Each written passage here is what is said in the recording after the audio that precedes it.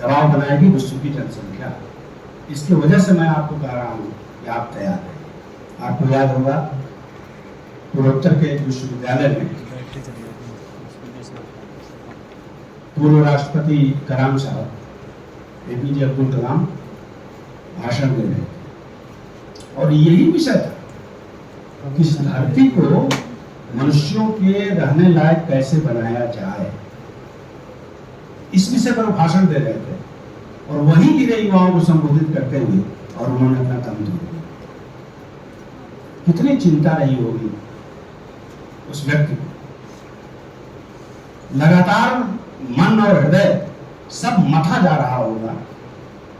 वैचारिकता उतनी नहीं निकल पा रही होगी जितनी निकलनी चाहिए और अंततः उस व्यक्ति ने अपने प्राण त्याग दिए। तो उस वरिष्ठता को सोचने और समझने की जरूरत, सतर्क होने की जरूरत है।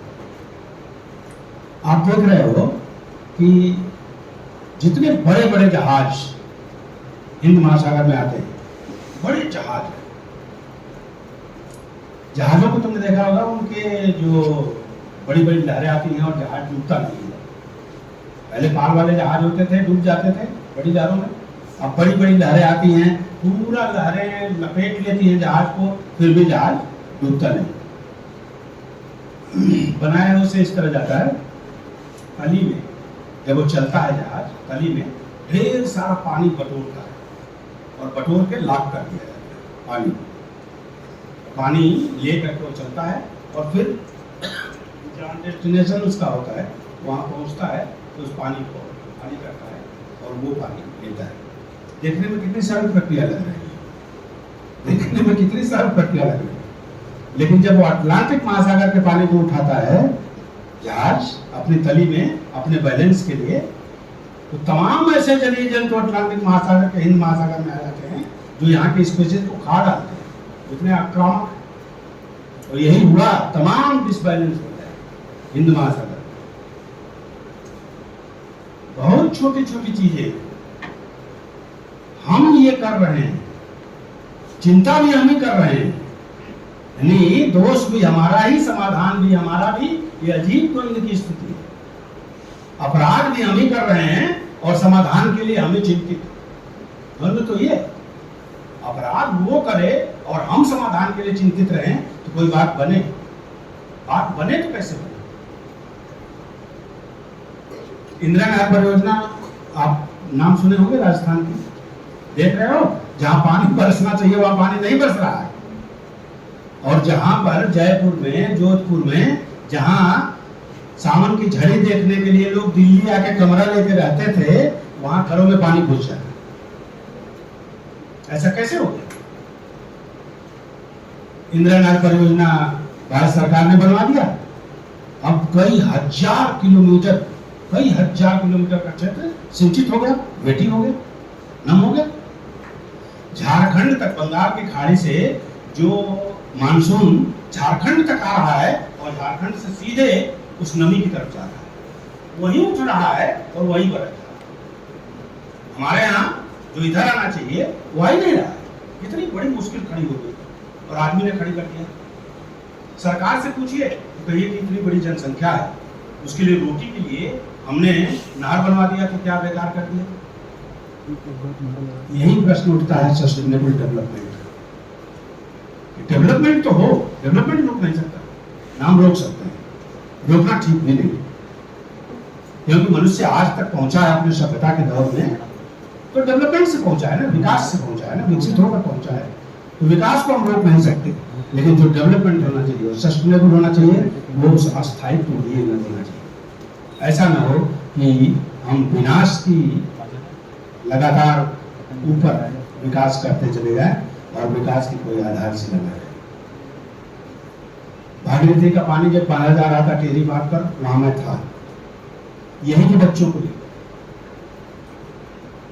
केनाई के ही 40 लड़के थे, यूथ सम्मेलन में गए हुए थे और ठीक उसी समय टेरी बांध बन के रहा था। भागीरथी बांधती थी, पानी ऊपर तक चढ़ता चला जा रहा था। हम लोगों ने नीचे देखा, जो घंटा घर था टेरी का घंटा घर, थाना, स्कूल, कॉलेज सब डूब रहा था। ऊपर से लोग देख रहे थे और सबको विस्थापित कर दिया गया। बाहर से जो स्त्रियां थी वो अपने खेतों को देखकर, अपने घर को डूबता हुआ देखकर ऊपर से रो रहे थे।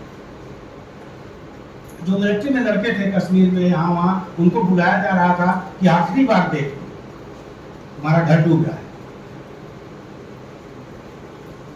तो मनुष्य पर इतने बड़े संकट डेवलपमेंट के तर्ज पर हो रहा है डेवलपमेंट, और मनुष्यता संकट में पड़ती चली जा रही है।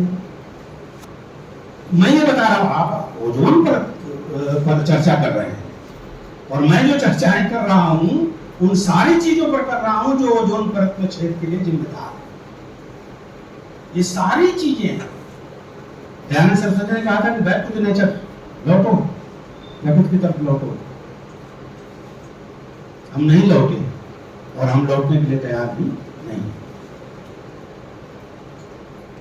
पहले गांव में हम लोग थे तो मोटे अनाज जब मजदूरों को दिए जाते थे तो वो बड़ी हिकार से देखते हुए देते थे कि गेहूं अपने खाएंगे और मोटा अनाज हम लोग देंगे। उल्टा हो गया, मोटे अनाज के लिए हम तरस गए और गेहूं उसके लिए अपराध है सरकार के। सब उलट पुलट होता चला जा रहा है। यदि वस्तुतः हमने भारत पर भारतीय व्यक्ति के रूप में रहना नहीं सीखा तो इस तरह की चर्चाएं और निष्फल चर्चाएं होती रहेंगी और कोई बहुत बड़ा असर नहीं पहुंचेगा।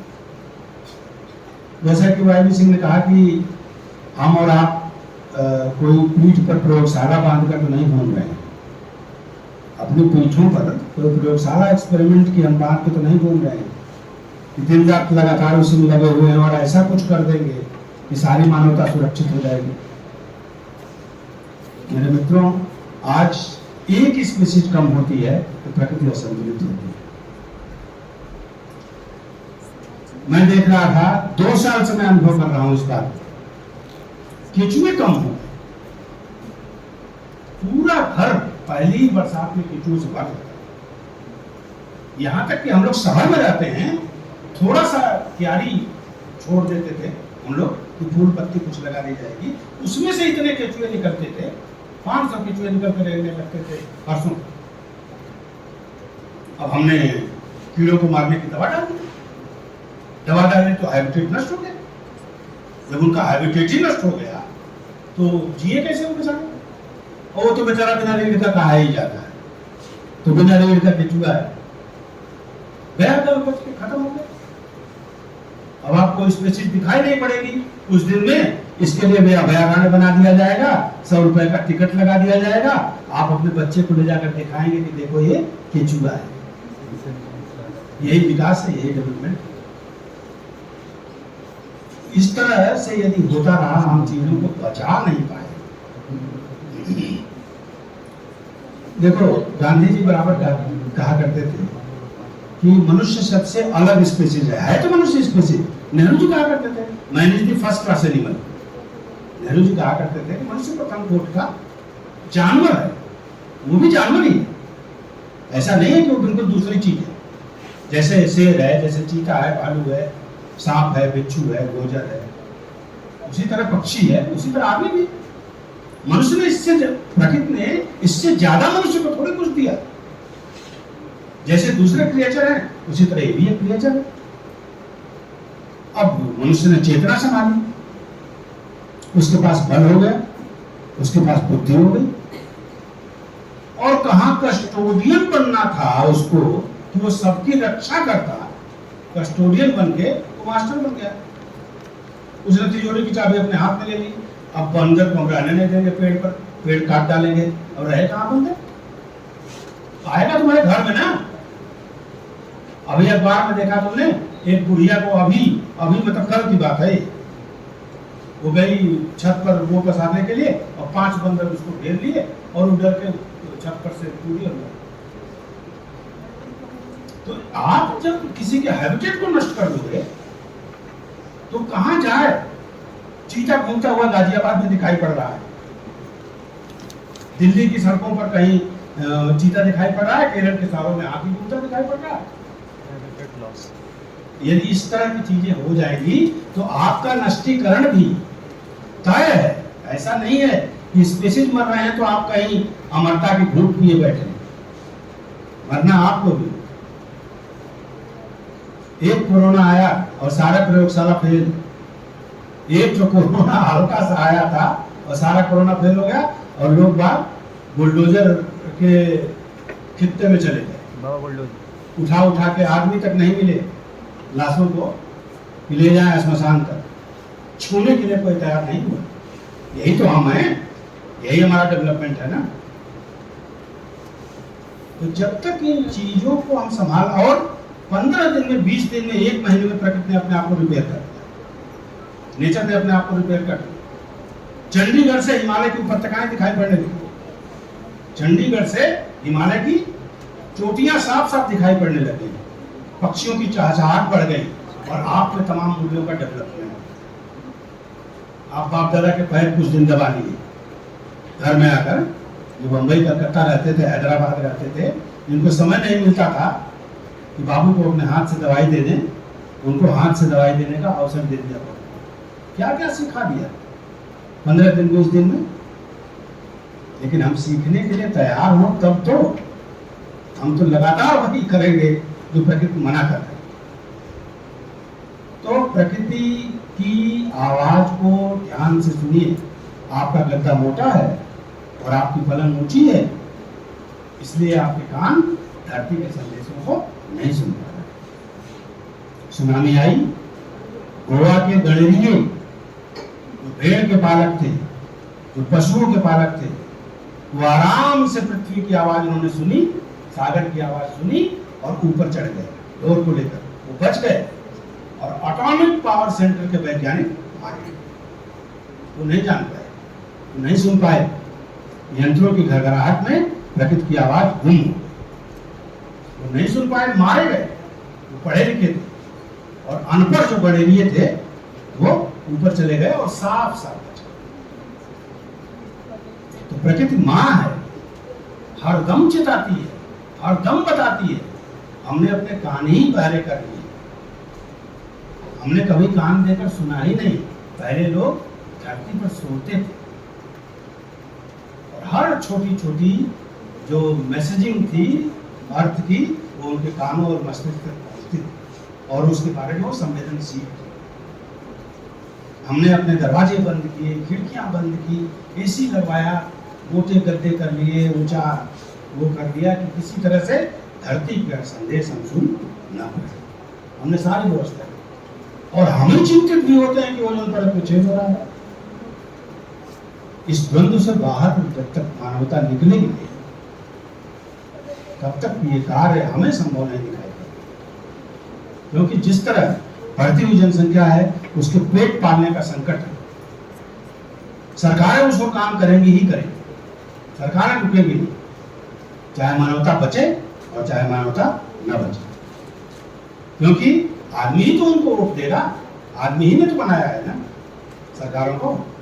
यदि वो पेट की रोटी नहीं दे पाएगा तो फिर मुश्किल होगी, और पेट की रोटी देने में इतना झंझट, इतनी समस्याएं। पेट का समाधान हो रहा है तो सांस का समाधान समस्या बढ़ जाएगी। तो मैं कोई वैज्ञानिक तो नहीं हूं कि मैं भाषण दूं, तुमको इस बारे में ज़्यादा सिखाऊं। आप ज़्यादा हमसे जानते हैं, आप ज़्यादा हमसे समझदार हैं, आपने ज़्यादा पढ़ा है हमसे अपना विषय, उस विषय का मैं जानकार भी नहीं हूँ। मैं तो अदना सा हिंदी का एक प्राध्यापक हूँ और हिंदी की किताबों को और हिंदी के कविता कहानी को पढ़ने और विश्लेषित करने वाला व्यक्ति हूँ। आपको ज़्यादा समझदार होना है और समझदार व्यक्ति ज़्यादा उत्तरदायी होता है, रिस्पॉन्सिबल होता है। समझदारी का मतलब यही है। क्योंकि मैं देख रहा हूँ कि इस दुनिया में ज्ञानी बहुत हो गए हैं, लेकिन उसी अनुपात में समझदारों की कमी हो गई। ज्ञानी बहुत हैं लेकिन समझदार कम होने चाहिए। हमें उम्मीद है कि आप ज्ञानी भी बनेंगे और समझदार भी बनेंगे, मानवता को बचाएंगे, धरती को बचाएंगे, ताकि आने वाली पीढ़ियां आपको आशीर्वाद दे सकें, आगे आने वाली पीढ़ियां आपको गाली दें। धन्यवाद।